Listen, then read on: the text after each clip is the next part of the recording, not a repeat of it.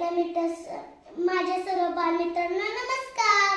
सर्वप्रथम तुम्हा सर्वांना स्वातंत्र्य दिनाच्या शुभेच्छा. भारताला 15 ऑगस्ट 1947 रोजी स्वातंत्र्य मिळाले. उस्तर तिरंगाचा आभार सजला, उस्तर तिरंगाचा आभार सजला. नतमस्तक मी त्या सर्वांचा ज्यांनी भारत देश घडवला.